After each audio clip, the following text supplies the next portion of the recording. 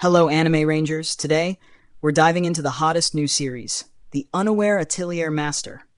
Episode 1 throws us right into the action with our protagonist, Kurt Rockhans, a member of the elite Flaming Dragon Fang Guild. Sounds impressive, right? Well, not exactly. Kurt rolls with an SSS rank crew featuring the powerhouse redhead greatsword fighter Golnova, the graceful yet fierce priestess Isadora, and the nimble ranger Bandana. On the battlefield, they look like legends in the making. But Kurt? He's not the swordsman, not the spellcaster. He's the guy making sure their bags are packed, their meals are hot, and their lives are easy. And just when you think this is a story about an average guy tagging along with the best, the twist hits. He gets kicked out.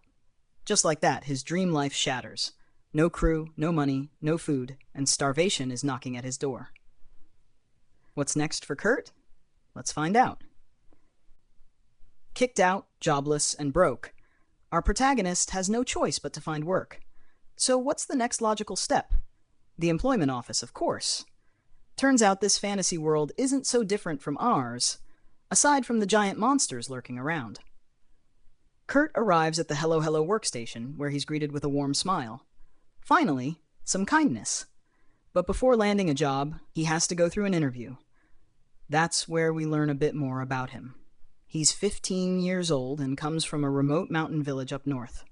When asked about his previous experience, he hesitates before admitting he was part of the Flaming Dragon Fang party.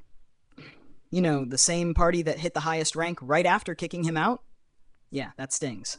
But hey, at least it looks good on a resume. And then comes the real humiliation, the aptitude test. Time to see if Kurt has any combat talent. The ranking system goes from G, rock bottom, to SSS, absolute legend. So where does our guy land? G in every single category. Scores like that, Kurt's job prospects are, well, bad. But not all hope is lost. He can still be tested for skills like blacksmithing or alchemy. The catch? The technician who handles those tests is conveniently on a 1-week vacation. Just his luck. But waiting a week isn't an option. He needs money now. Luckily, there's one job that's always hiring: construction. Kurt meets the chief constructor, and despite having the physique of a twig, they're short on workers, so they give him a chance. The deal: the better he performs, the more he gets paid. His first task: make cement and use it to repair the walls. Simple, right? Well, the chief barely explains anything before walking off, saying he'll check back in 3 hours. Not even a mention of whether making cement requires mana or not. Great. Determined to make a good first impression, Kurt puts in maximum effort. When the chief returns, he expects to see, well, a work in progress. Instead, he finds an entire wall completely repaired. Kurt only stopped because he ran out of cement. In just 3 hours. Something is definitely off about this kid. But instead of basking in the chief's amazement, Kurt completely misreads the situation. Thinking he messed up, he promises to do better next time. The chief, still processing what just happened, hands Kurt all the money he has on him and says he'll send the rest later. The next day arrives and Kurt is already back at it. But this time, he's gone too far. In just one day, he's repaired half of the city walls. The guy isn't just good, he's unreal. And because he's too good, they have to fire him. Turns out, if Kurt keeps working at this pace, the regular construction workers who rely on this job to feed their families will be out of work. So, despite his insane productivity, they have to let him go. And just like last time, they can't even pay him immediately, promising to send the money later. Poor Kurt. First, he's kicked from his party for being too weak. Now he's kicked from construction for being too strong. This man can't catch a break. With nowhere else to go, he returns to the employment office, hoping for another chance. At least he gets to meet the ever-sweet Urishia again. Maybe she'll have better luck finding him a job that actually lasts. At the employment office, Kurt meets Urishia, a silver-haired lady with a big problem. She owns a mountain, but if she doesn't start mining crystals or ores soon, she's going to lose it. The catch? She needs workers to start digging, but without upfront money to pay them, nobody is willing to take the risk. Which makes sense. Mining is basically a gamble. If you don't find any ore, you don't get paid. and no one's willing to work for maybe getting paid. But Kurt, he likes those odds. Being from the northern mountains, he actually knows how to find ore, and despite looking like a twig, he's confident he can handle the job. Urishia, desperate and out of options, agrees. After all, he's the only one willing to work, a match made in heaven. The only problem? Kershell. It's very clear by now that Kershell has a thing for Kurt, and she's not happy about him running off to help this random silver-haired beauty. But despite her strong objections, Kurt is already set on his next adventure. Time to start mining.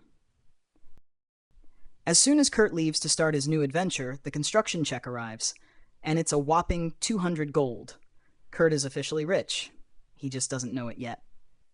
Meanwhile, Kurt's journey up the mountain is short and sweet, but the situation is far from luxurious. Urishia's got nothing. No grand estate, no fancy equipment, just a tiny tent on top of a mountain. And since they're sharing it, that's going to be their home for now. Naturally, Kurt has a problem with this. I mean, come on, a man and a woman sharing a tiny tent in the middle of nowhere? It's awkward, even for a guy like Kurt, and it only gets worse from here. Urishia, apparently testing if Kurt's really a gentleman, decides to wear a nightgown to bed on their first night. Poor Kurt. He can't sleep a wink in the cramped tent with the woman in her nightgown right next to him. So, what does he do? He sleeps outside, like a true gentleman. Morning breaks, and it's time to start the mining job. The goal? Earn 10 gold as fast as possible. But of course, Urishia has no plan. She suggests they just dig randomly and see what happens, as if that's going to work.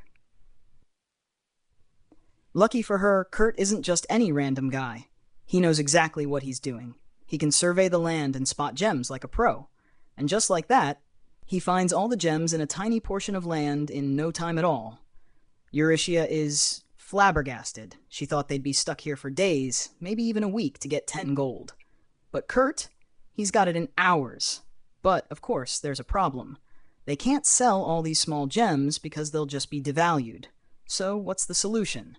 Time to make magic crystals out of them. Now, in this world, it takes one of the 10 master craftsmen an entire hour to make just one magic crystal. But Kurt, he does it in seconds. This is getting ridiculous. Kurt, still oblivious to how insane this is, doesn't even bat an eye. When confronted with the fact that he's practically a magic crystal production line, he shrugs it off, saying 1 hour to make one crystal? Nah, I can't even imagine working for an entire hour. Those master craftsmen are so awesome. At this point, I think Kurt's missing a few brain cells. But hey, whatever. He's too good at everything now. With the crystals ready, Urishia heads into town to sell them. But, of course, she's stopped at the gate. High-level magic crystals like these, they definitely attract attention. She needs a solid excuse, or she might end up in jail, or worse.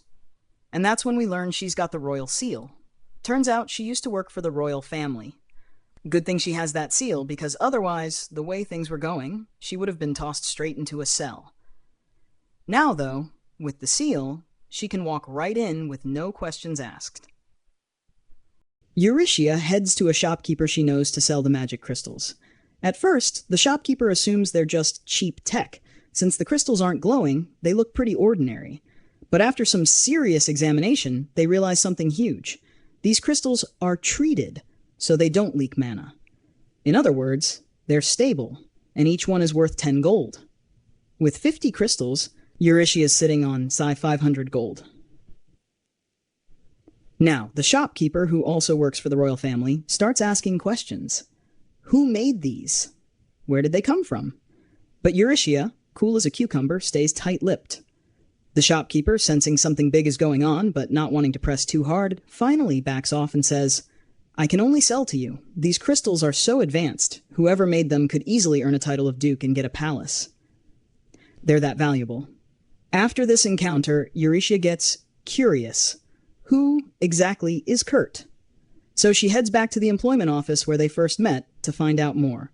There she learns that Kurt has the lowest rank in all combat skills, a G rank in everything. Not promising. But when she digs deeper, she discovers that he was part of the SSS-ranked party. Thinking maybe they knew something she didn't about his hidden talent, Urishia's curiosity is piqued. Little does she know, nobody in that party realized just how talented Kurt really is. Heck, Kurt doesn't even realize it himself. And just when Urishia thought she had seen it all, she heads back up the mountain, only to find a fully built wooden house standing there. In one day. By him. At this point, it's beyond ridiculous. This guy went from being jobless and broke to casually rebuilding city walls, mining rare gems, creating Duke-worthy magic crystals, and now, construction speedrun complete. Urishia might have hired him as a miner, but she just landed herself a walking cheat code. Want to see what happens next? Leave a like if you're hyped for Episode 2's recap when it airs next week.